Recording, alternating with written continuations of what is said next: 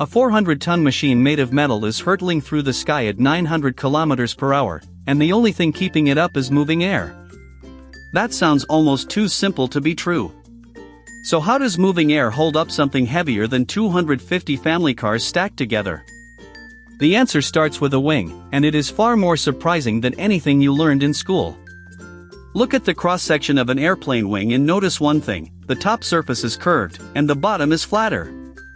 When the plane charges down the runway, that curved shape forces air to do something very specific.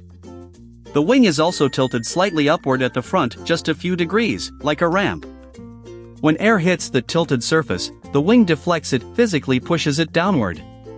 Here is the key: Newton's third law says every action has an equal and opposite reaction. If the wing shoves air down, the air shoves the wing and the whole plane up.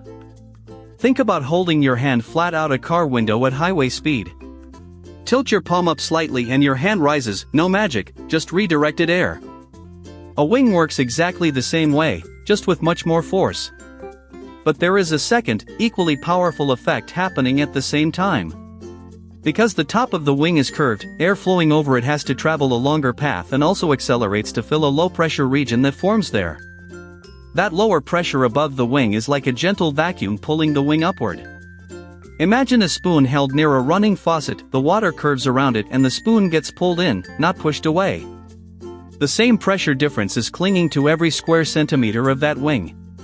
Combine the push from below and the pull from above and you get what engineers call lift. For lift to exist, speed is non-negotiable. That is why a plane must race down a runway before it can rise. At takeoff, a 400-ton aircraft needs to be moving at roughly 280 kilometers per hour before air can generate enough force to lift it. Once airborne, four forces are constantly in a tug-of-war: lift pulling up, gravity pulling down, thrust pushing forward, drag pulling back. The engines produce thrust by violently accelerating thousands of kilograms of air backward every second. When lift exactly equals weight and thrust exactly equals drag, the plane flies in perfect, level, effortless-looking cruise.